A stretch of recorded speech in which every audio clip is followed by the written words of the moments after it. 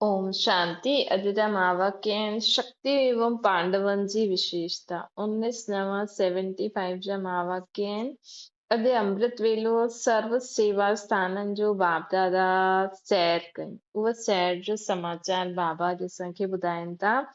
बाबा छा ॾिठनि, हर हिकु रूहानी ॿार रूहनि खे राहत ॾियण लाइ, मिलन मनाइण जे लाइ, रूह रिहान करण जे लाइ व पंहिंजी दिल जी ॻाल्हियूं दिलाराम बाप जे अॻियां रखंदे हुए पंहिंजे खे डबल लाइफ जो वरदान ॾियनि बि पिया ऐं बाबा खां वठनि बि पिया।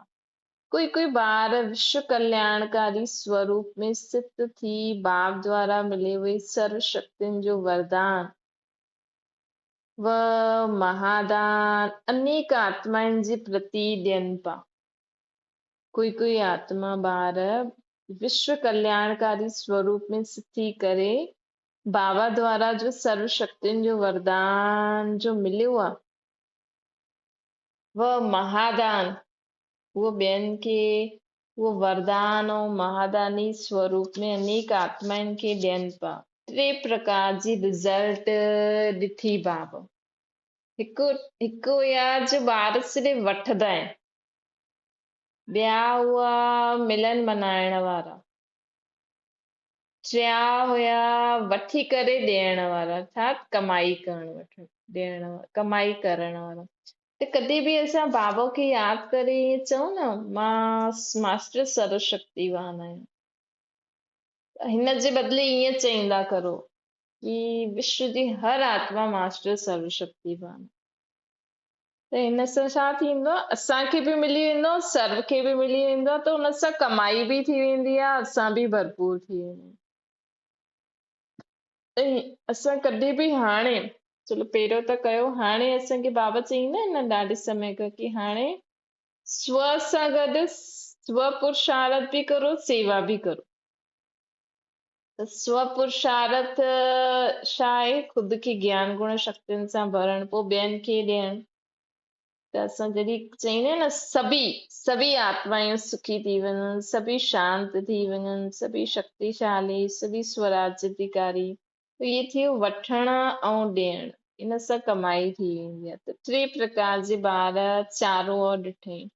इहे सभु ॾिसंदे हुए हिन खां पोइ गॉडली स्टूडेंट जे रूप में बाबा ॾिठनि। पोइ जॾहिं मुरली ॿुधंदा आहियूं, पहिरियों त अमृत वेले जो समाचार, पोइ जॾहिं मुरली ॿुधंदा आहियूं त हर हिकु स्टूडेंट जे रूप में गॉडली नॉलेज पढ़ण जे लाइ उमंग उत्साह सां पंहिंजे रूहानी विश्वविद्यालय जी ओर वेंदा आहिनि। सुबुह जो अगरि असां तयार थी करे सेंटर ते मुरली ॿुधण वेंदा न, त तव्हांखे ईअं लॻंदो भई मां सुबुह जो तयार थी करे स्कूल थी वञा। उहो ॾाढो सुठो अनुभव थींदो आहे। भई सुबुह जो उते अमृत वेलो करो, पोइ रेडी थी करे क्लास वञो। त हर हिकु स्टूडेंट जे रूप में गॉडली नॉलेज पढ़ण जे लाइ उमंग उत्साह सां पंहिंजे रूहानी विश्वविद्यालय, मतिलबु उन्हनि खे नशो हूंदो आहे कि असां बि बाबा जे घर न, असां बि स्कूल था वञूं, रूहानी विश्वविद्यालय में था वञूं।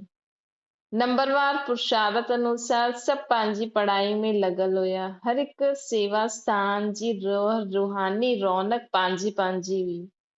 हुन में बि 3 प्रकार जा ॾिठा बाबा। हिकु हुया सिर्फ़ु ॿुधण वारा, अर्थात ॿुधी करे जो ख़ुशि थींदा आहिनि।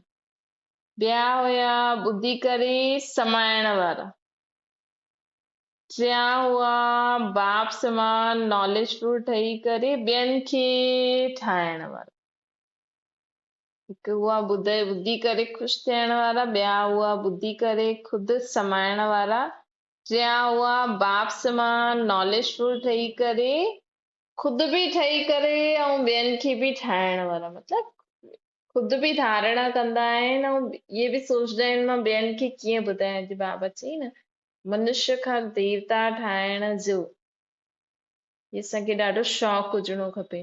त जॾहिं असां मुरली ॿुधंदा आहियूं न, साकार मुरली, उन समय ॿुधंदे हुए असांखे जीअं असां सभिनि जे संपर्क में ईंदा आहियूं, जो ॻाल्हियूं ईंदियूं आहिनि, असां मुरली खे हिन रीति ॿुधंदासीं न भई हिन में कहिड़ो कहिड़ो पॉइंट मां कॾहिं कॾहिं कंहिंखे ॿुधाए सघंदी आहियां त असांखे ऐं मुंहिंजे लाइ कहिड़ो कहिड़ो पॉइंट आहे, सेवा जे लाइ कहिड़ो कहिड़ो पॉइंट आहे, त हीअ बाप समान नॉलेजफुल ठही करे ॿियनि खे बि ठाहिण वारा, इहे सभु ॾिसंदे हुए बि टी स्टेज ॾिठी, उहा बि कर्म योगी जी स्टेज।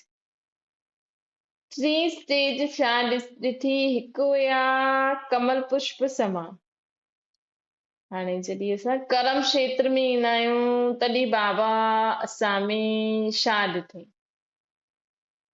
कर्म क्षेत्र ते जॾहिं ईंदा आहियूं त बाबा ॾिठई हिकु आहिनि कमल पुष्प समान, ॿिया आहिनि रूहानी गुलाब, टिया हुया वैरायटी प्रकार जा फूल। उन वैरायटी फूल में बि मेजॉरिटी सूर्यमुखी हुया। जे समय ज्ञान सूर्य जे सम्मुख आहिनि त खिलियल आहिनि, ऐं पोइ ज्ञान सूर्य बाप सां किनारो करे वठण जे कारण फूल जे बजाए कलियूं ठही वेंदियूं आहिनि, अर्थात रूप रंग बदिली वेंदो। हिकु कमल पुष्प समान जो घर गृहस्थी में रही करे बाबा खे यादि कंदा आहिनि, ॿियो रूहानी गुलाब जो ख़ुदि बि ख़ुशबूदार ऐं सेवा बि कंदा आहिनि, मतिलबु गुलाब ख़ुशबू फैलाईंदो न त ॿियनि खे बि पंहिंजे मन वचन कर्म द्वारा ख़ुशबू फैलाइण। टिया हुया सूर्यमुखी, कि जेसिताईं अमृत वेलो मुरली में त ठीकु स्थिति आहे, घर गृहस्थी में ईंदे उहे कली ठही वेंदी, अर्थात रूप रंग बदिली वेंदो आहे। कमल पुष्प छा कंदा आहिनि, सर्व कार्य कंदे हुए सर्व संबंधनि जे संपर्क में ईंदे हुए कमल पुष्प समान जेका ॿार हूंदा आहिनि न उहा सर्व कार्य कंदे हुए सर्व जे संबंध संपर्क में ईंदे हुए सदा न्यारा ऐं साक्षात बाप जा प्यारा हूंदा आहिनि, मतलब उन्हनि खे सभु कुझु कंदे हुए बाबा यादि रहंदा आहिनि। त चेक करो कि असां कहिड़ो फूल सॼो ॾींहुं रहंदा आहियूं। वायुमंडल व आसुरी संग अनेक प्रकार जी वृत्ति वारी आत्माउनि जे वाइब्रेशन जे विच में कर्म कंदे हुए भी कर्म और योग ॿिन्हिनि में समान स्थिति में स्थित रहंदा आहिनि। छो जी दुनियादारी में असां रहंदा आहियूं त अनेक प्रकार जी ॻाल्हियूं, अनेक प्रकार जा आसुरी संग वायुमंडल हूंदो ई आहे, लेकिन असां सुबुह खां राति ताईं निंड सुम्हंदे हुए बि हिन व्रत खे सदा यादि रखो, मां कंबाइंड रूप शिव शक्ति आहियां, बाबा सां गॾु आहियां।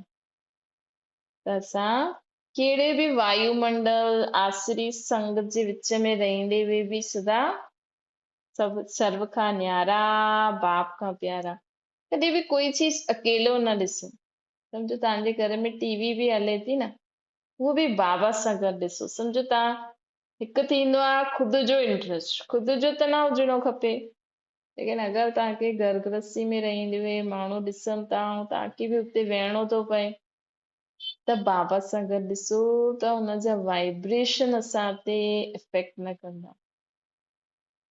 बाक़ी काॾे तव्हांखे वञिणो थो पए, घर गृहस्थी में रहंदा आहियो त काॾे वञिणो पवंदो आहे, कोई ईंदो आहे त आसुरी संग आहे न, त हुननि जी वृत्ति जो प्रभाव असांजे मथां न पए त हुननि सां बि ॻाल्हायो त बि बाबा खे यादि करे ॻाल्हायो कि बाबा तव्हांजी ॿार ईअं थी चए, ईअं थी चए, ईअं थी चए, बसि विच में बाबा ज़रूरु हुजिणो खपे। अनेक प्रकार जी हलचल में बि पोइ अचल थी वेंदासीं, लेकिन अहिड़ी आत्मायूं केतिरियूं हुयूं, 25%, हुन में बि मेजॉरिटी शक्तियूं हुयूं। बाबा चवनि था माताउनि जे लाइ जास्ती चईंदा आहिनि न बाबा। पांडव सोचनि था कि छो, पांडवनि जी विशेषता बि ॿुधाईंदा आहिनि न, थोरो समय सिर्फ़ धैर्य रखो, बाबा पांडवनि जी विशेषता बि ॿुधाईंदा। पांडवपति में हम जींस पांडव जी ही महिमा है न। कमल पुष्प जे अॻियां रूहानी गुलाब केरु हुया, हाणे बाबा कमल पुष्प वारी आत्माउनि जे बारे में ॿुधाई कि उहे सभिनि जे विच में रहंदी हुई बि सर्व सां न्यारा बाप जा प्यारा ठही करे रहंदा आहिनि। ऐं जेका गुलाब मुआफ़िक आत्मायूं हूंदियूं आहिनि, उहे सदा पंहिंजी रुहानियत जी स्थिति में स्थित रहंदे हुए सर्व खे बि रुहानियत जी दृष्टि सां ॾिसण वारा आहिनि। हिकु आहे कमल पुष्प अर्थात जो सभिनि जे विच में रहंदे हुए ख़ुदि बाबा खे यादि कंदो रहंदो आहे, बाबा जे संग रहंदो आहे, भले हू कंहिंखे ज्ञान योग ॿुधाए न ॿुधाए, कंहिंखे आत्मिक दृष्टि सां ॾिसे न ॾिसे, लेकिन जेको गुलाब जो फूल हूंदो न, उहो छा कंदो, उहो सर्व खे बि रुहानियत जी दृष्टि सां ॾिसण वारो हूंदो, अर्थात सभिनि खे आत्मा आत्मा दृष्टि सां ॾिसण वारो हूंदो।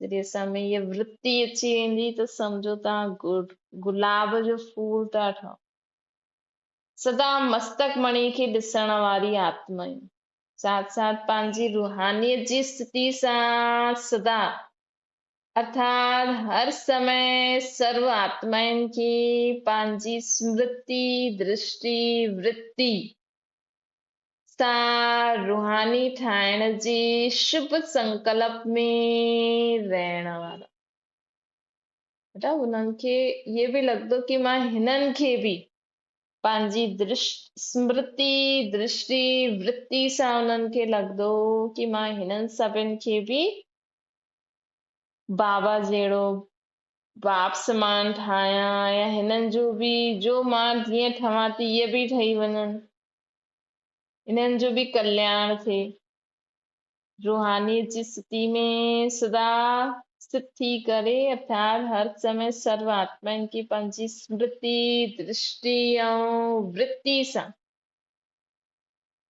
रूहानी ठाहिण जे शुभ संकल्प में रहण वारा, कि इहे बि बाबा जो ॿार ठही वञे, इहे बि बाबा खां वरसो वठी वठे, त इहे शुभ संकल्प रहंदो आहे तव्हांजो जॾहिं बि तव्हां सां कोई मिलंदो आहे, घर गृहस्थी में रहंदा आहिनि, अर्थात हर समय योगी तो आत्मा सेवाधारी आत्मा थी करे हलण वारा, सेवा मतलब वो खुशबू फैलाईंदा आहिनि, गुलाब जो फूल खुशबू फैलाईंदो आहे, ऐं कमल जो फूल ख़ुदि ई सेफ थी करे रहंदो, त तव्हां अगरि तव्हांजे मन में सॼे ॾींहं में तव्हां संकल्प करो, बाबा अवश्य तव्हां सां सेवा कराईंदा आहिनि, कोई बि तव्हांजे संपर्क में अचे, तव्हां सां फोन ते थो ॻाल्हाए, सिर्फ़ु संकल्प करो बाबा मां हिनखे तव्हांजी ॻाल्हियूं कीअं ॿुधायां,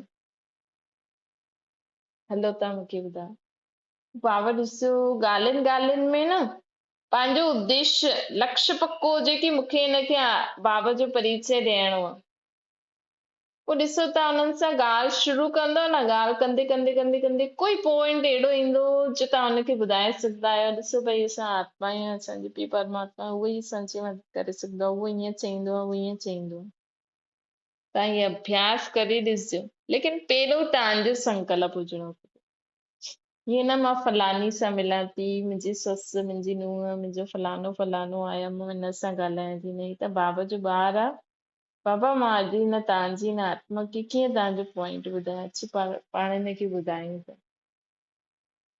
त बाबा चईं पोइ तव्हां रुहानी गुलाब ठही वेंदो, अर्थात सेवाधारी आत्मा, अहिड़ा रुहानी गुलाब चारों ओर फुलवारी जे विच में ॾाढा थोड़ा काथे काथे ॾिठा, ये परसेंटेज कमी, हिन जी परसेंटेज घटि हुई, 10% वैरायटी फूल जे अंदरि हिकु त सूर्यमुखी ॿुधायो, ॿी क्वालिटी हर मौसम में वॾा सुंदर रंग बिरंगा फूल हूंदा आहिनि, उन ते मौसम जी रंग रूप जी रौनक ॾाढी सुठी ॾेखारे में ॾींदी आहे, हिकु त सूर्यमुखी हुया, ॿी क्वालिटी कहिड़ी हुई जो हर मौसम जे हिसाब सां अलॻि अलॻि पेड़ में कई बार फूल ईंदा आहिनि न, त ॾाढा सुंदर रंग बिरंगी फूल हुन में ईंदा आहिनि, उन ते मौसम जी रंग रूप जी रौनक सुठी ॾेखारे में ॾींदी आहे, जीअं हाणे ठंड आहे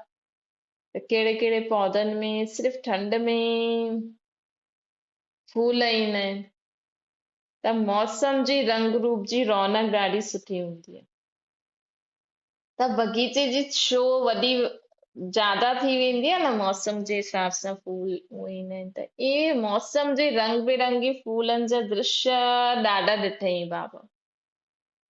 बाबा ॾिठई कि रंग ऐं रूप हिते बि रूप ब्रह्मा कुमार कुमारिन जो आहे, रंग ज्ञान जो लॻल आहे, त रंग बि आहे रूप बि आहे, लेकिन रूहानियत घटि आहे। मतलब कई कई आत्मायूं बाबा हिकु त कमल जो फूल मुआफ़िक ॾिठईं, हिकु गुलाब जे फूल, हिकु सूर्यमुखी, कि जेसि ताईं ज्ञान योग करनि था ठीकु आहिनि, न त पोइ मुरझाए कली ठही वेंदा आहिनि।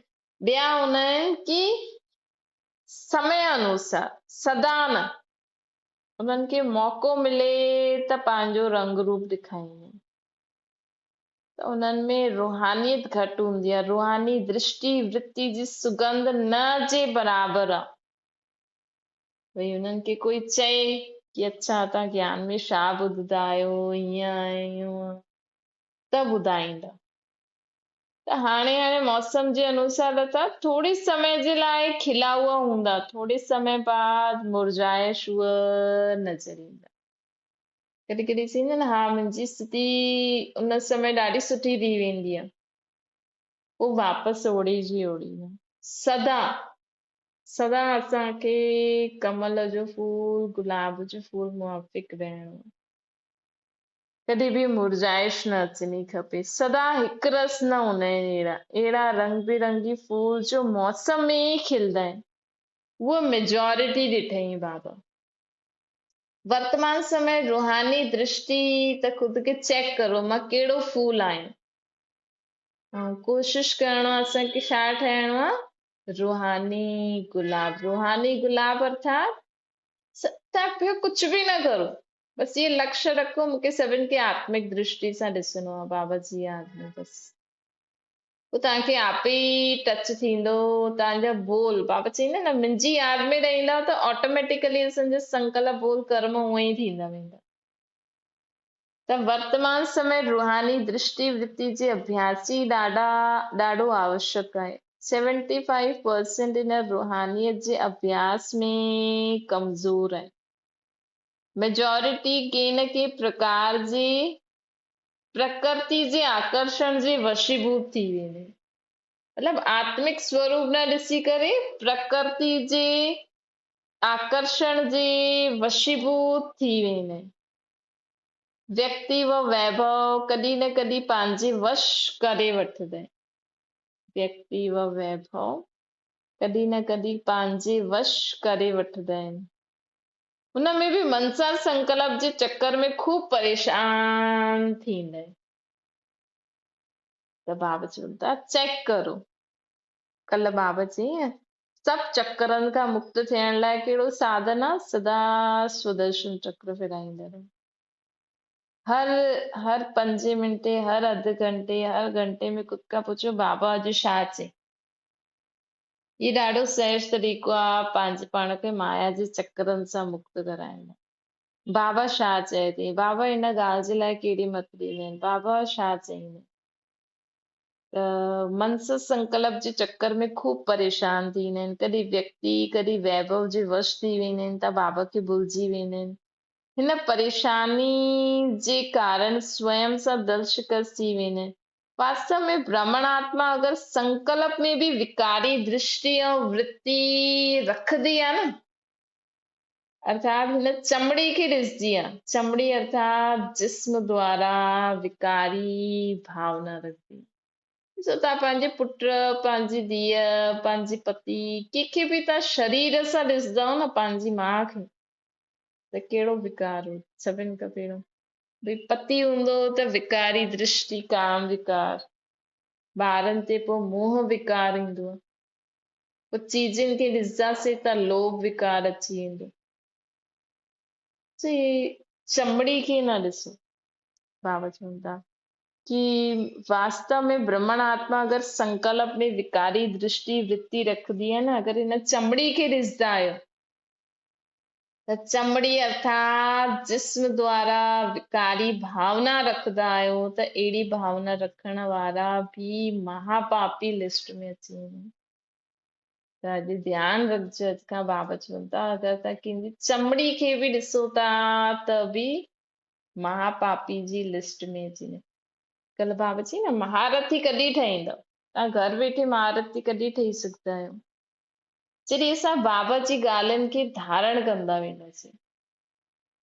अॼु अगरि असां इहे पॉइंट धारण करे वठी की मां कॾहिं बि कंहिंजी चमड़ी खे न ॾिसां त केॾी वॾी धारणा न तव्हांखां थी वेंदी न, पोइ ऑटोमेटिकली तव्हांजी आत्मा में ओतिरी शक्ति भरिजी वेंदी।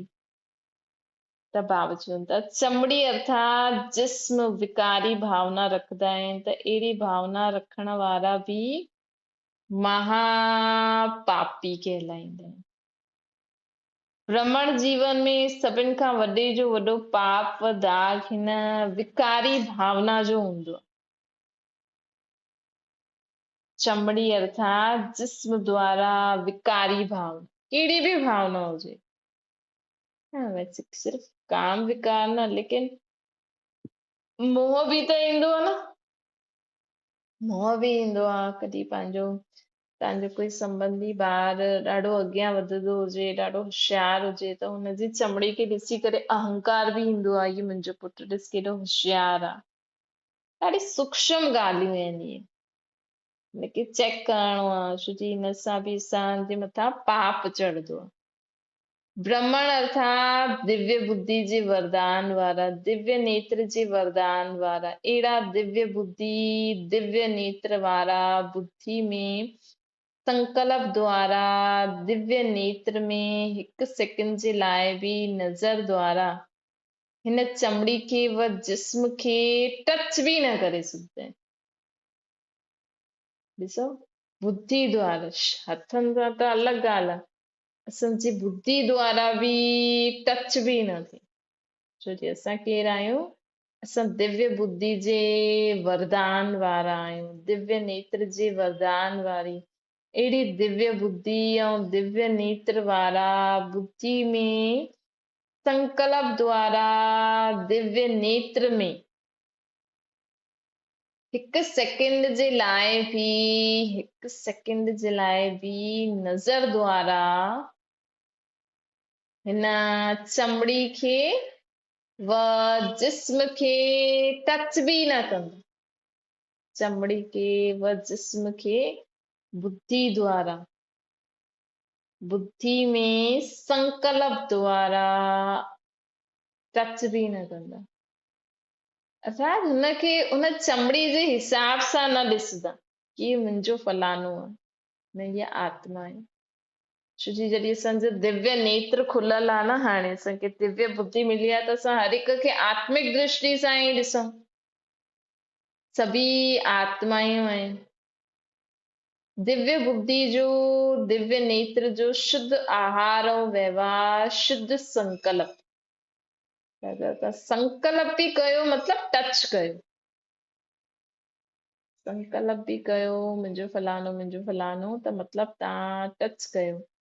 सेवा त अलॻि ॻाल्हि आहे, लेकिन उहो न मुंहिंजो, उहो ईअं न की असांखे कंहिंजे बारे में संकल्प न करणो आहे, न कर्म क्षेत्र में कर्म करणो आहे त बुद्धि में वैसे त बाबा ई यादि हुजे, लेकिन कंहिं कंहिं सां छा छा काम कराइणो आहे उहो त असांखे ध्यानु ॾियणो ई पवंदो।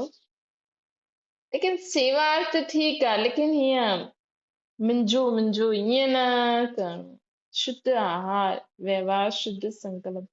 अगर पंहिंजे शुद्ध संकल्प रूपी आधार अर्थात भोजन के छॾे अशुद्ध आहार स्वीकार कंदो, असांजो शुद्ध संकल्प हावी ये आत्मा आहे, असांखे हिन आत्मा सां हीअं कमु आहे, हीअं कमु आहे, हिनजी हीअ पालना करणी आहे। अगर पंहिंजे शुद्ध संकल्प रूपी आधार अर्थात भोजन के छॾे अशुद्ध आहार स्वीकार कंदा आहियो, अर्थात संकल्प जे वशीभूत थी वेंदा आहियो, मतलब एतिरो संकल्प हुनजे बारे में अची की असां बाबा खे ई यादि न करे सघूं, त अहिड़ा मलेश भोजन वारा मलेश आत्मा कहलाईंदा आहिनि, अर्थात महापापी आत्मघाती कहलाईंदा आहिनि। असां बुद्धि द्वारा अगर ॿिए कंहिं तरफ़ बि असांजी संकल्प आया त असां महापापी आत्मघाती, खुद जी आत्मा खे तकलीफ़ ॾियण वारा, घात पहुचाइण वारा, इन करे हिन महापाप जे संकल्प सां भी स्वयं खे सदा बचाइण जो प्रयत्न करो। हिन लाइ सदा संकल्प करो मां सभु पापनि सां मुक्त आत्मा आहियां। मूंखां कॾहिं बि सूक्ष्म स्थूल पाप न थींदो, मां पुण्य आत्मा आहियां। न सहज आहे न, मां पुण्य आत्मा आहियां, मां पुण्य आत्मा, मां कॾहिं बि कोई पाप न कंदी आहियां। हुनमें इहो पाप बि अची कि असां बुद्धि द्वारा कंहिंजे जिस्म खे यादि था करूं, हुनजे बारे में सोचूं था, त हिन महापाप जे संकल्प सां बि स्वयं खे सदा बचाइण जो प्रयत्न करो, न त हिन महापाप जो दंड ॾाढो कड़े रूप में भोगणो पवंदो। इन करे दिव्य बुद्धि सदा शुद्ध आहारी ठहो। अच्छा समझो, पांडवन जी विशेषता छा ॾिठी? सेवा प्रति हार्डवर्क, परिश्रमी प्लानिंग, बुद्धि अथक ठही सेवा जी तेज से हर समय एवर रेडी आहिनि। केर? पांडव। सेवा जे सब्जेक्ट में मैदान ते अचण वारा मेजॉरिटी पांडव आहिनि। हिन विशेषता में पांडव अॻियां आहिनि ऐं सेवा जे रिटर्न में हिम्मत ऐं उल्लास अनुभव कंदा हलंदा आहिनि। पांडव वातावरण जे विकारी वाइब्रेशन जे विच में ज्यादा रहंदा आहिनि, इन करे वातावरण में रहंदे बि न्यारा ऐं प्यारा रहंदा आहिनि बाप जे। त उन्हनि खे न सफलता में शक्तियुनि सां एक्स्ट्रा मार्क्स मिलंदी आहे पांडवनि खे, छोकी उन्हनि खे सभु ॿाहिरां जो कमु ॾिसणो पवंदो आहे, त ॿाहिरां जो कमु ॾिसणो पवंदो त सभु कुझु उन्हनि खे अगरि वो बाबा खे यादि करे हलनि था, वातावरण जे प्रभाव सां बचनि था, त बाबा उन्हनि खे एक्स्ट्रा मार्क्स ॾींदा आहिनि। लेकिन हिन लॉटरी खे ॿियो ज्यादा कार्य में लॻायो व अहिड़ो गोल्डन चांस ॿियो ज्यादा वठो। ॿुधो अॼु जी शहर जो समाचार, त चेक करो सुबुह जो उथदे तव्हांजी स्थिति कहिड़ी रहंदी आहे, वठण वारी, ॾियण वारी ऐं मुरली ॿुधण सुबुह सुबुह जो क्लास में जॾहिं वेंदा आहियो त कहिड़ी स्थिति रहंदी आहे, कर्म योगी ठहींदा आहियो त कहिड़ो फूल ठही करे रहंदा आहियो, चमड़ी खे ॾिसी करे महापाप त न कंदा आहियो। हिन जे लाइ सदा यादि रखो, मां पुण्य आत्मा, सभिनि खे आत्मिक दृष्टि सां ॾिसण वारी, कॾहिं बि कोई कंहिंजी चमड़ी खे स्वीकार न करो, मतलब आत्मिक स्वरूप सां हुन आत्मा खे स्वीकार करो, बाक़ी चमड़ी खे ध्यान में रखी करे जिस्म द्वारा विकारी भावना, जिस्म द्वारा विकारी भावना रखंदा आहियूं, चाहे मुंहं जी रखो, न मुंहिंजो पुटु आहे, मुंहिंजी धीउ आहे, मुंहिंजो फलानो आहे, इहे विकारी भावना आहे न, मुंहिंजी काथे आई, बाबा जो ॿार आहे न, त इहे हिन महापाप सां बचो।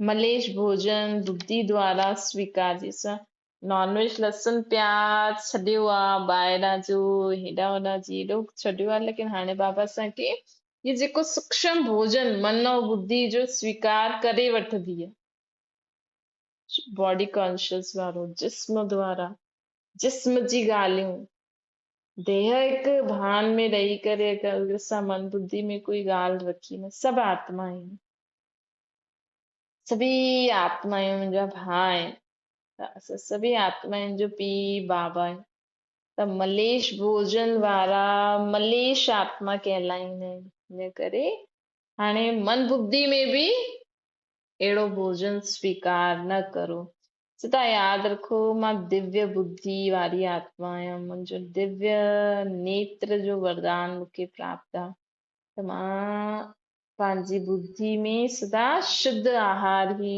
ग्रहण करण वारी आहियां। अच्छा, अहिड़ा इशारे सां सम्झण वारा समझदार, स्थूल ऐं सूक्ष्म शुद्ध आहारी, इन समान जो अभ्यास कजो, मां स्थूल ऐं सूक्ष्म शुद्ध आहारी आत्मा आहियां। मां स्थूल में बि जो रोटी पाणी असां खाईंदा आहियूं उन में बि, ऐं सूक्ष्म अर्थात मन बुद्धि जो असांजी ग्रहण कंदी आहे। स्थूल ऐं सूक्ष्म शुद्ध आहारी आत्मायूं, सदा श्रेष्ठ व्यवहारी आत्मायूं, हर संकल्प में विश्व कल्याण जी भावना रखण वारियूं विश्व कल्याणकारी आत्माउनि जे प्रति बाप दादा जी याद प्यार ऐं नमस्ते। असांजी बि बाप दादा खे याद प्यार ऐं नमस्ते। छा ओम शांति। भाव खे याद करो।